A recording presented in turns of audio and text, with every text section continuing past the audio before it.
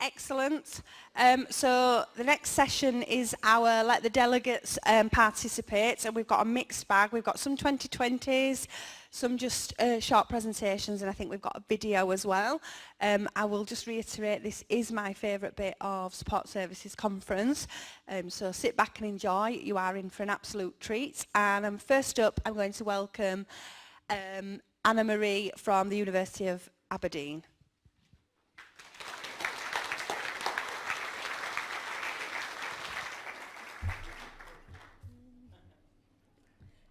I'm not nervous at all. Let's see. Okay. So, yeah, that's my name. Anna Maria Lefterake. You can call me Anna. I'm an IT technician at the University of Aberdeen. And those are my colleagues there in an avatar format designed by our very talented toolkit team. In the next few minutes, I'll be talking about our journey to the SDI accreditation. If you have any questions, because I know a few of you are going through the process or are thinking of it, feel free to find me and ask questions today and tomorrow morning. These are the points that I'm going to cover in the next few minutes. So obviously the actual journey. I'll be talking a bit about our vision, mission, and core values. The process from the golden thread to golden orb, you'll see what I mean by that, and lesson learned. So our SDI journey started with our pre-assessment, really. We had Carla Tornlake visiting us for a few days. She did the pre-assessment. She gave us some amazing feedback and a report which kind of helped us build up towards the audit.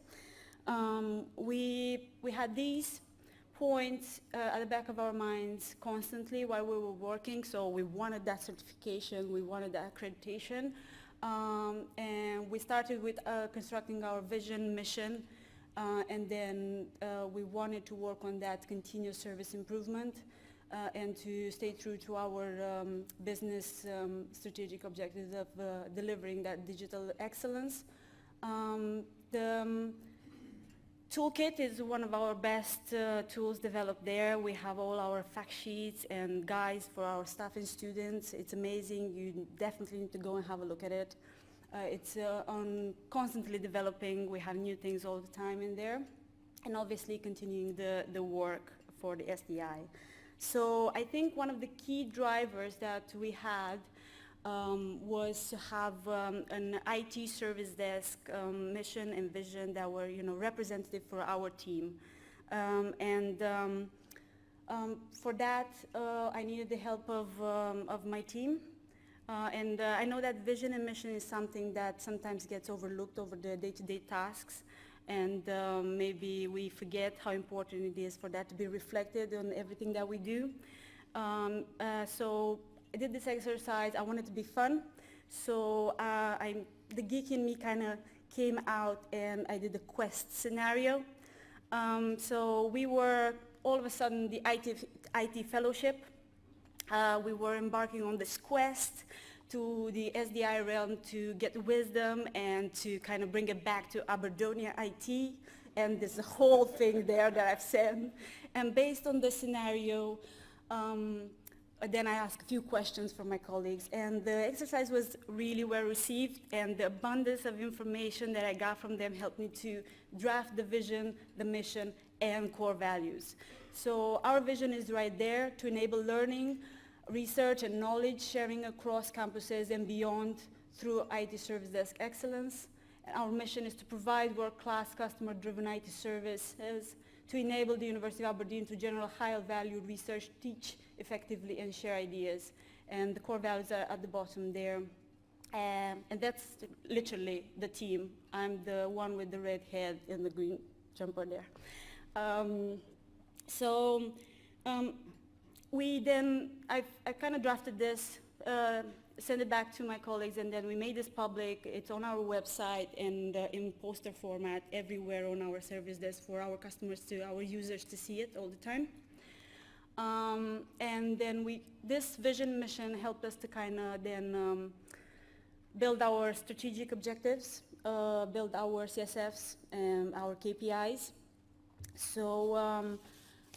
As one of the recommendations in the pre-assessment was to create a golden thread with the team. So as we sat down and had the conversation, we were going through the exercise, we managed to, this is the initial doodle that we had on our board while we were talking. We came out with 3 critical success factors, and we started with a linear approach, a golden thread, and we ended up with the golden orb because we thought that a circular kind of approach is best suited for our needs.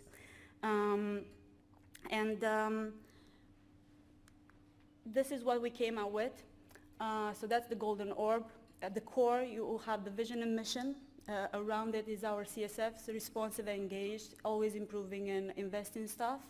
And we came up with 10 KPIs, 5 kind of focused on our customers, our users, and 5 focused on our employees. And this is the one for the customers, and the other one is for the employees.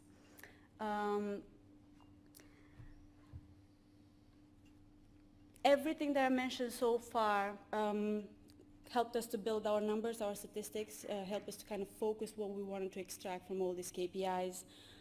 It helped us to refine our processes and procedures, to develop our continuous service improvement register. We were very keen on that, and we now have it constantly at the back of our heads. We had to do this in less than 9 months, so it was pretty intense. At the end of it, I'm very proud to say that we got our accreditation. Our logo is right there, a new one. We just got our report less than a month ago, so it's still very fresh to us, and we're very, very proud of it. It was hard work, I have to say. What I would like to say is probably this is just the beginning of the journey. It's just a big first step, very important to us, and I don't know, it's something that we need to take on. We'll have a big list in the report of things that we need to kind of improve on, a lot of recommendations, a lot of good points. We kind of need to take that forward and just keep the momentum going. The next audit is in less than a year, so it's like we have our SDI hat on right now. One of the things that probably I would like to highlight is that this whole process allows you to step back and to evaluate your current way of doing things. It gives the opportunity for reflection and improvement, but it also allows that level of flexibility to a little bit tailor it to your business needs and to your business objectives. So I know it's a standard, and it's strict. You have to do this, you have to do that, you have to provide the evidence. But that doesn't mean that you lose sight of your business objectives. So it's quite good that way. For us, it's been really great to see what we are good at and what we need to kind of improve and tweak and work. Thank you very much for your time.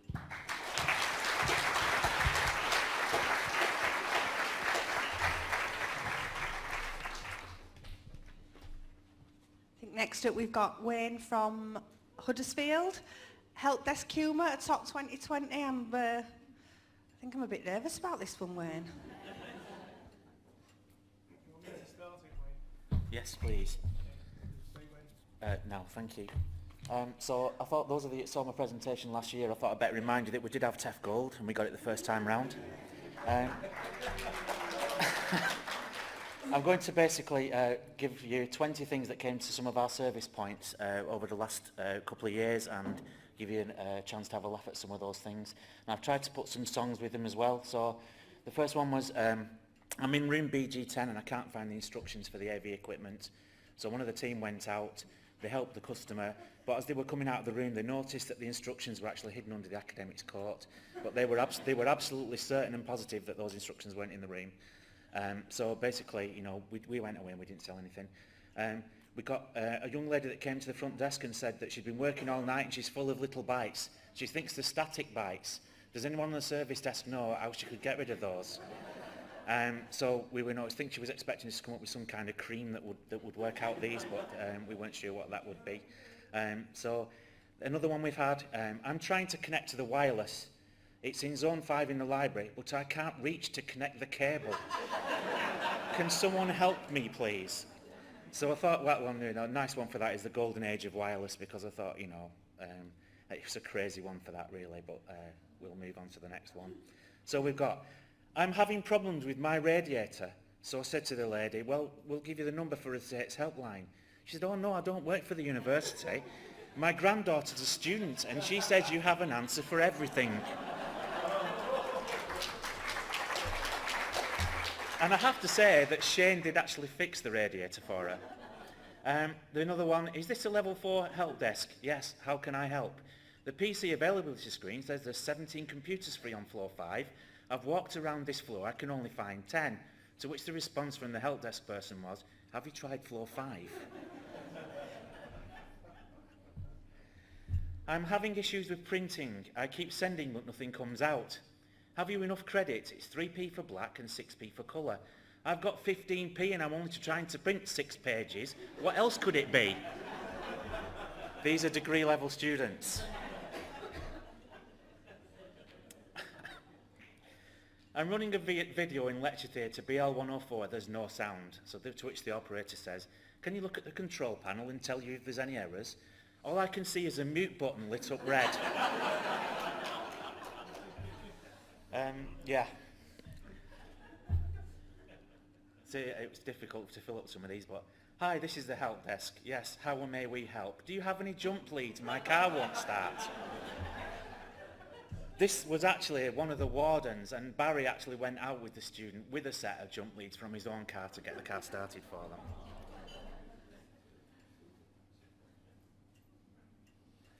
I have no power to the monitor, but the computer is on. They went through a couple of things. Is the power light on to the right of your monitor? To which was followed by a little bit of an awkward silence and this kind of, oh, sorry, how embarrassing. You'll be absolutely, totally surprised how many times that one comes through. Can I have a password reset, please? Go through the usual security procedures. We've reset your password to your date of birth. Thanks. What's that, please? These are the types of things that we're dealing with, and I do not know how some of the operators manage to keep a straight face. I really don't. Another one. We've changed your password to rainbow123. About 5 minutes later, the user called back and said, you've just changed my password. I've put rainbow in 3 times, but I still can't get in.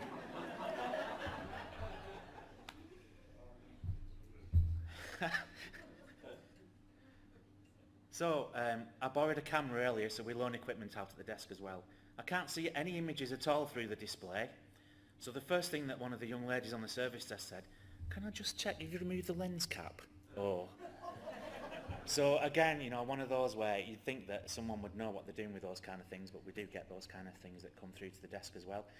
This was actually Thursday last week. We had a little bit of a network outage, and someone came to the desk and said, I've just used the coffee machine in Scholar's Rest and it's dispensed an empty cup. Do you think this could be related to the current network problems?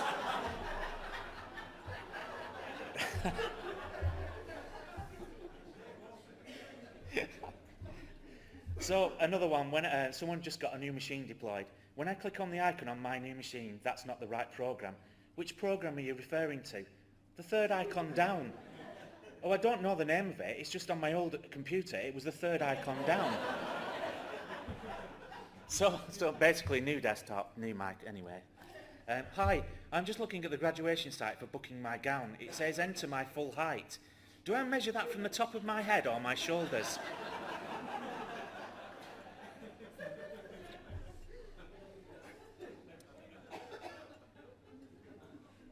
Do a little dance.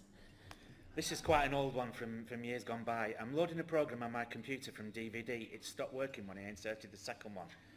And then when we go out, we find that they've actually left the first one in and inserted the second one over the top of it. Thankfully, we don't have to do multiple DVDs anymore. Another one. I'm having problems entering my password. What seems to be the problem? Whenever I tap the password in, it just adds stars. And I can't see if I'm typing in the right password.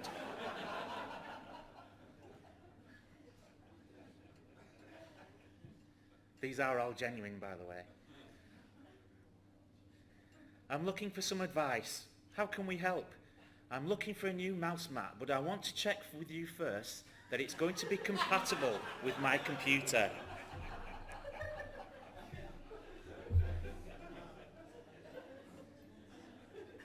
We're on to the two good ones now. So basically, what time does the 24/7 lab close today? Unbelievably, this was followed up with Jasmine on the help desk saying it's a 24/7 365 lab, to which the student then says, what do you close over Christmas? And then number one, it's been here for a long time, I can't get my PC to power up. Is the plug socket on? Just let me put my phone light on. I don't know, there's a power cut, so I can't see the switch.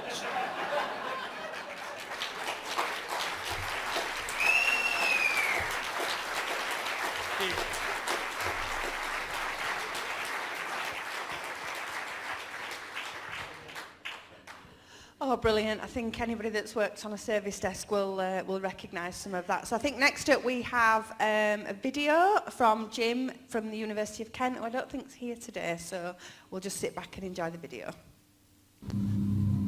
Password Heaven. Hi, I'm Jim Hyam, IT Service Desk Manager at University of Kent.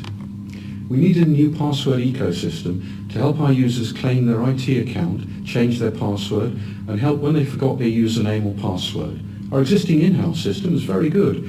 However, demand was increasing and more requests were failing automation. A delay for customers and more work for us. It was not a joined-up system, more a bag of bits on a legacy software which was no longer supportable. We wanted a single, simple customer interface for everyone. All of the good bits from the old system, plus we wanted the system to check whether their username or staff or student number, which they typed in, really was a student or staff number, and apply the appropriate process to it, checking to see if the account was already claimed or whether it had been locked, disabled, password had expired. Simple, we thought, naively. To do all of these checks on the username is possible and easy. However, until they've been authenticated, i.e. prove that they're the owner of the account, we can't let them know what the account has been claimed, whether it's a staff or student one, etc., because that could compromise security. So we had to think again. The old system made dealing with requests which had not got through automatically very easy for my team. The new system took a new tack, as well as providing a link in the ticket to review the completed ticket.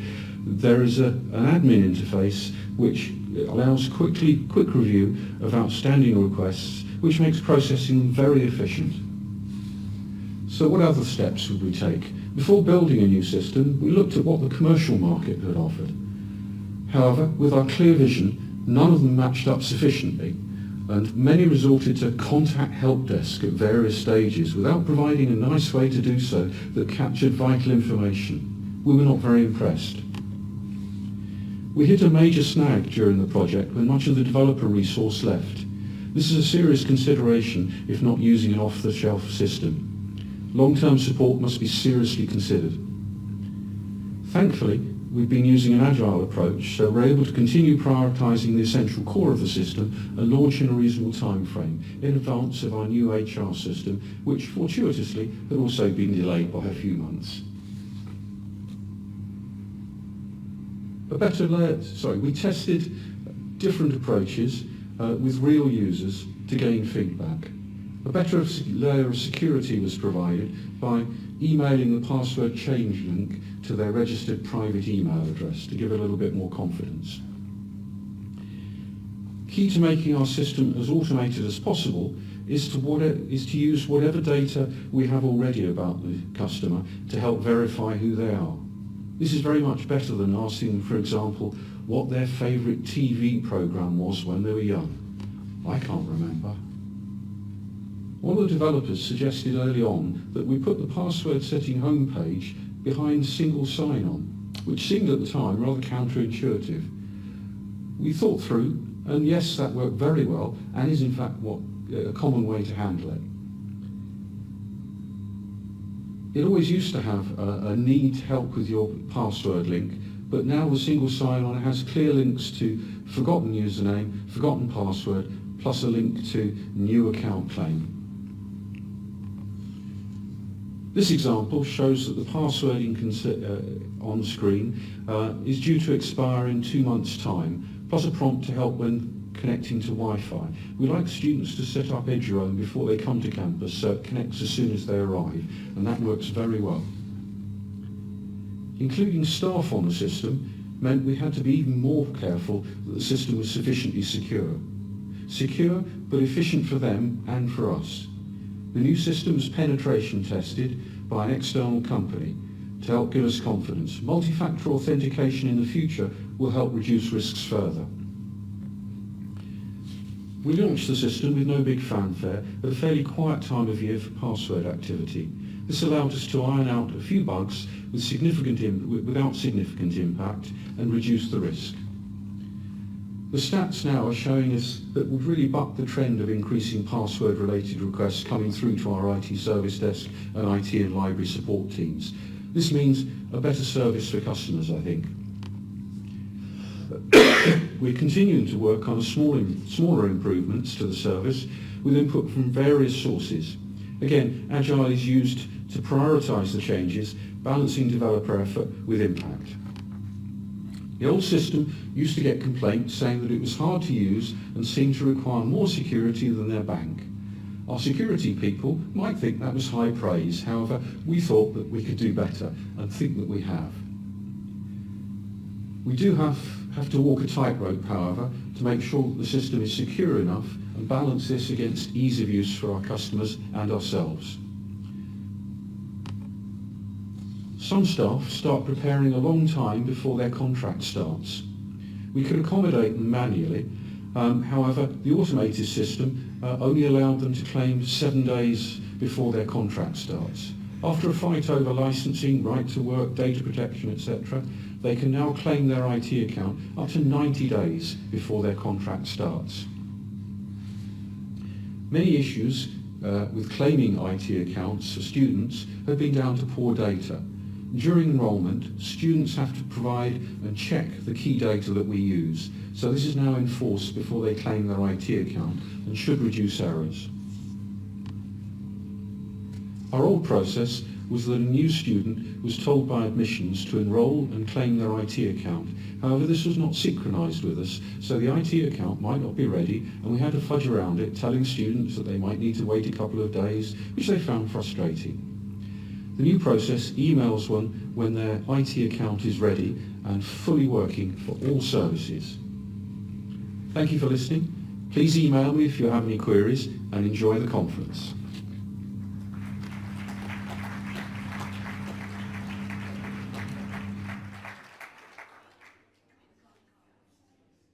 I'm moving swiftly on. Next up, we've got Vicky Wilkie from the University of York, not Talk, sorry. I'm just stunned by that last session. Women in IT at York. I'm not quite the voice of God. There, go. So yeah, hi, I'm Vicky Wilkie. I work at the University of York. My job title is Second Line Support Systems, and if you can tell me what that is, that's brilliant. I'm going to talk today about women in IT at York. So we've got a group that we formed. All my little tagline is, let's make a great working environment for everybody, because a lot of things we're working on don't just impact women, it's going to impact everybody.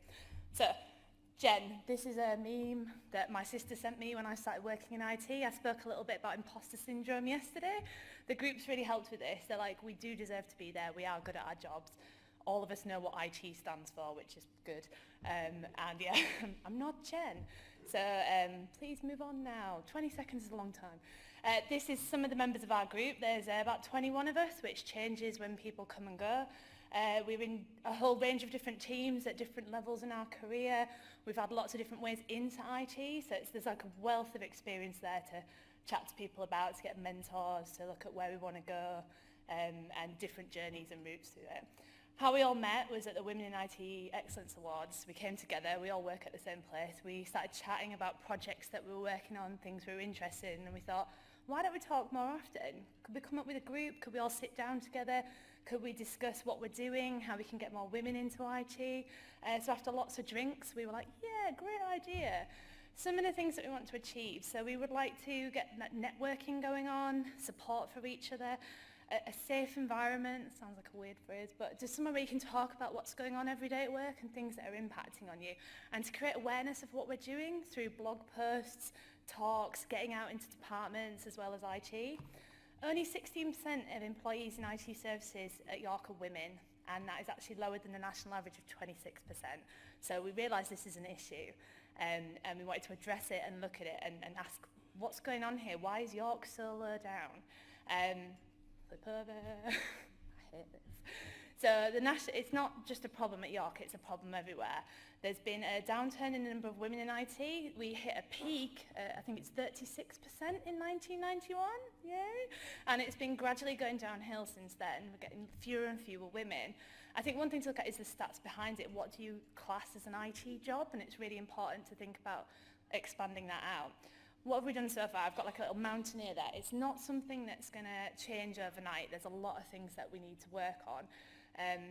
There's little things and little wins we can get, and there are bigger things we can work on as well. And we wanted to have some things that we could show people. What are we doing? How are we impacting it? How are we getting out there? So we've got 3 blog posts so far. One about Heidi and her win. We've got one by my colleague Steph, which looks at gender at an early age and how that can impact on what your career is and the options that are kind of choices that are given to you. And one for International Women's Day that looks at people that inspired us into IT, and that's really interesting because there's a whole range of different people that have inspired us. One of the most important things we've done is actually look at a job specification and the wording in it. Competitive salary. I hate this when I see it on a job application. I do not want to be going in and negotiating salaries and doing all that. That's not just a women thing. I think a lot of men feel that way as well. Also, is essential essential? We put down that we need all these essential skills, but are they just desirable? Can we be changing that? And this is one for people that are primary carers, that might have long-term sick issues, that are looking after relatives. We have like emergencies outside work hours, and we put a focus on this like it's something that happens all the time. It's essential that you can get into work. How often are they actually happening, and do we need to like kind of say less about that? We've had regular meetups, 4 today, where we actually sit down and all get together in the pub sometimes. We get to bring ideas to that we want to promote throughout the group, discuss any relevant reports. So we've looked at the gender pay gap, the UCISA survey on gender equality in IT, and look at useful courses. But we're all super busy, and it's really hard sometimes to sit down in a room, so we've got a Slack group. It's a bit more informal, so for those that are maybe a bit more introvert and don't want to like speak up in a meeting, they can just chat in there, talk through ideas. You can post jobs in there, conferences that you're going to, just random thoughts that you're having that might interest other people in the group. We've also been to a lot of events. My favourite was the Empowering Women with Science and Tech at Leeds International Festival. It was a very, very positive day. There were male colleagues there as well. It was open to everybody. And it was just, I came out of it feeling like I love my job. I love the people I work with, and I can make a difference. So I set up a coding club after that. Language, we've already discussed this earlier on. We work with computers, and we know how important it is, the words we put in when we're doing things.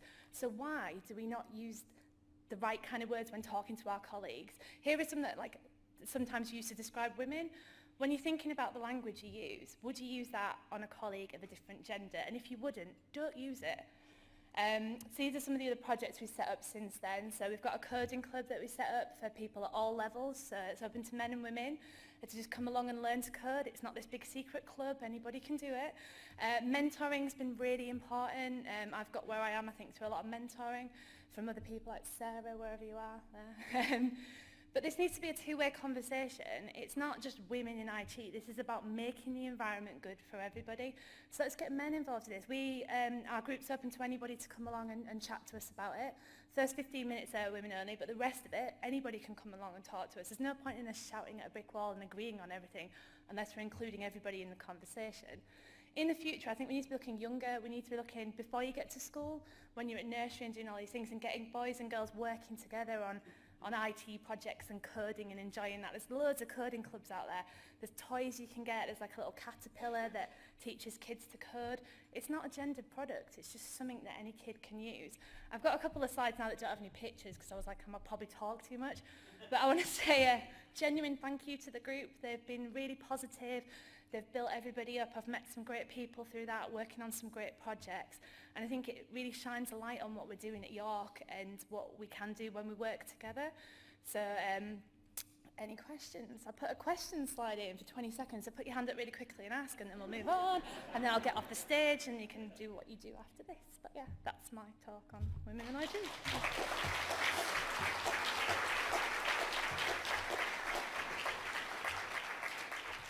Thank you. I think this is our final session of the day, so I'll just point out that Gareth is the only thing standing between you and the bar, and I'll hand over.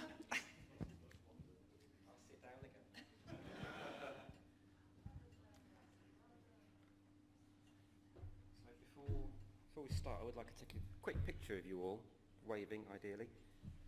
And while I'm doing that, everybody wave. What an ugly lot.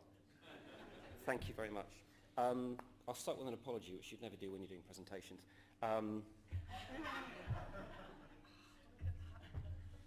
These shouldn't be progressing on their own. That's spooky. It'll be the voice of Jim Hyam still talking from the grave, or wherever he was speaking from. No, I got it, thank you. We don't normally let committee members do these sessions, and normally we don't need to, but I figured I'm in charge, so what the hell. So with apologies to Baz Luhrmann, and also anyone who doesn't get the pop culture reference, I will begin. Ladies and gentlemen of the Support Services Conference, build a support network. If I could offer you only one tip for the future, having a network of colleagues you can look to for support and guidance would be it. The long-term benefits of social support networks have been proven by doctors, whereas the rest of my advice has no basis more meaningful than having worked in universities for far too long. I will dispense this advice now, without a music track, just to reassure you. Enjoy the freedom and lack of responsibility of first and second line support. Never mind. You will not understand the simple joy of fixing a user's Outlook profile problem until you're in middle management. But trust me, in 5 years' time, you'll look back on those user visits and recall, in a way you can't grasp now, how much possibility lay before you and how much fun you really had. Your users are not as arsey as you imagine. Don't worry about Dropbox, or worry, but know that worrying about cloud services is like trying to sell a Mac user a mouse with 2 buttons. The real troubles in your life are likely to be the ones caused by enabling macros in Excel, the kind of malware program that a user brings to you at 4 p.m. on some idle Friday. Learn one thing every day that excites you. Code. Don't be snobbish about other people's OS preferences. Don't put up with those who are snobbish about yours. Read. Don't compare your knowledge to others. Sometimes you have the answer, sometimes you're clueless. Knowledge is hard won, and at the end of the day, all that matters is that you share it. Remember the positive feedback you get. Forget the angry rants about jammed printers. If you succeed in doing this, please tell me how. Establish healthy boundaries. Leave work at work and enjoy your life. Stretch. Don't feel guilty if you stockpile Raspberry Pis. While it's true that some people have dozens of completed projects under their belts, some of the most interesting people just have a load of unopened boxes and a list of dreams. Befriend your HR team. Seriously, look after your HR team. You'll miss them when they're not on your side. Maybe you'll get training, maybe you won't. Maybe you'll have promotion opportunities, maybe you won't. Maybe you'll take a career break at 40. Maybe you'll retire as CIO of a Russell Group University on your 67th birthday. Whatever you do, have a career plan and update it regularly, because even if you don't aspire to move on immediately, you never know when a new opportunity might be just around the corner.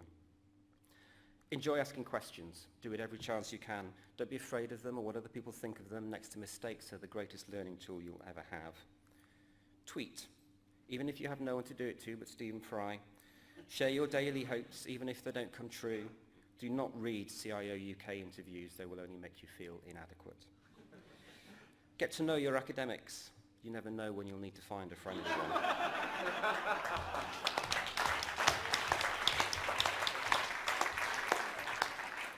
Be nice to your finance and estates teams. They aren't just there for you to demand things from, but they're the people most likely to help you realise your plans in future. Understand that technology trends come and go, and that none are so precious that you should ever cling on. Work hard to bridge the gaps in understanding with your students, because the older you get, the more you need the reminders of the enthusiasms of your youth. Work at a million plus group university once, but leave before it makes you hard. Work at a Russell Group university once, but leave before it makes you soft. Travel. Accept certain inalienable truths. Technology will become more remarkable, students will get smarter, and you too will get old.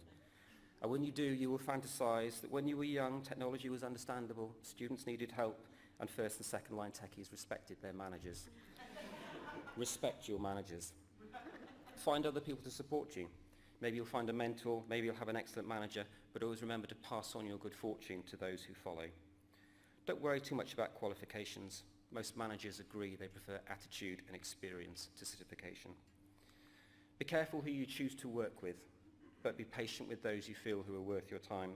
Work is an important part of modern life and identity, and succeeding at it requires a mix of openness, learning, courage and patience that can sometimes seem unattainable, but I assure you with effort, it isn't.